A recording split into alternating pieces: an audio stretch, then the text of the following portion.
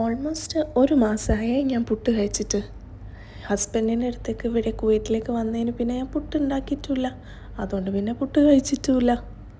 അപ്പോൾ പിന്നെ ഇന്ന് രാവിലെ മുതലുള്ള ആഗ്രഹമാണ് ഇന്നൊരു പുട്ട് കഴിക്കണമെന്ന്. അപ്പോൾ എനിക്ക് പുട്ടിൻ്റെ കൂടെ സ്റ്റൂ കറി ഭയങ്കര ഇഷ്ടമാണ്. പക്ഷേ എനിക്കാണെങ്കിൽ സ്റ്റൂ അധികം വെക്കാനൊന്നും അറിയില്ല. അപ്പോൾ പിന്നെ ഞാൻ കുറേ യൂട്യൂബെല്ലാം നോക്കി തപ്പിപ്പിടിച്ച് എല്ലാം കൂടെ മിക്സ് ചെയ്ത് ഏറ്റവും ഈസി ആയിട്ട് ഞാൻ എങ്ങനെയെങ്കിലുമൊക്കെ വെക്കാമെന്ന് വിചാരിച്ചു. ഇന്നത്തെ ഡേ ആണെങ്കിലോ ഹസ്ബൻഡിൻ്റെ നൈറ്റ് ഡ്യൂട്ടി കഴിഞ്ഞിട്ട് വന്നിട്ടുള്ള ഡേ ഓഫാണ്. അപ്പോൾ ആൾ ഭയങ്കര ക്ഷീണവും ഉറക്കമൊക്കെ ആയിരുന്നു.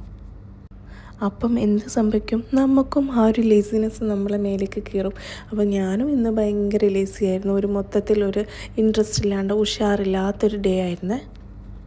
അതുകൊണ്ട് തന്നെ ബ്രേക്ക്ഫാസ്റ്റ് ആണെങ്കിലും ലഞ്ച് ആണെങ്കിലും ഒക്കെ തട്ടിക്കൂട്ടി തലേന്നത്തതൊക്കെ അഡ്ജസ്റ്റ് ചെയ്ത് വെച്ച് ഇങ്ങനെ കൊണ്ടുപോയതാണ്.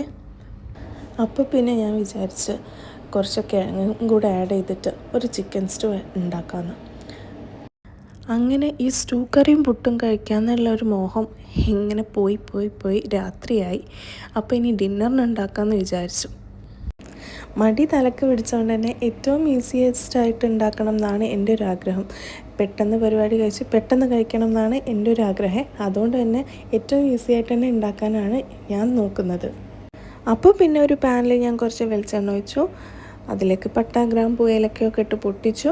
അപ്പോൾ അതിലേക്ക് കുറച്ച് സവാള ആഡ് ചെയ്തു, കുറച്ച് ജിഞ്ചർ ഗാർലിക് പേസ്റ്റ് ആഡ് ചെയ്തു, പച്ചമുളക് ഇട്ടു, കറിവേപ്പില ഇട്ടു, ഇളക്കി മിക്സ് ചെയ്തു. അതിലേക്ക് കുറച്ച് ചിക്കൻ ഇട്ടു, കിഴങ്ങിട്ടു, രണ്ടും കൂടെ മിക്സ് ചെയ്തു. പിന്നെ പൊടികളിട്ടു.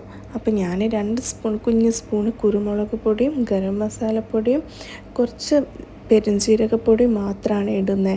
വേറെ ഒന്നൊരു പൊടികളും ഇട്ടിട്ടില്ല. എല്ലാം ഇട്ട് നന്നായിട്ട് മിക്സ് ചെയ്തു.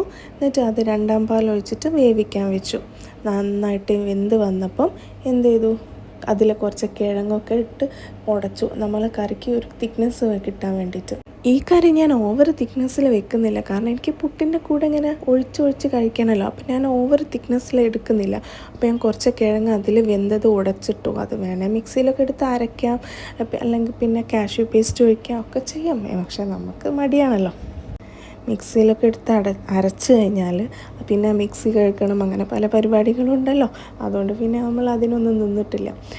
അങ്ങനെ കറിയെല്ലാം സെറ്റാക്കി അങ്ങനെ അതിലേക്ക് കുറച്ച് പച്ച വെളിച്ചെണ്ണയും കറിവേപ്പില ഇട്ട് മാറ്റി വെച്ചു.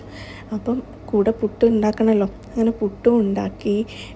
ഈ ഒരു സ്റ്റൂവും അതിൻ്റെ മേലെ കൂടെ ഒഴിച്ച് ഞാൻ കുതിർത്ത് വെച്ചു.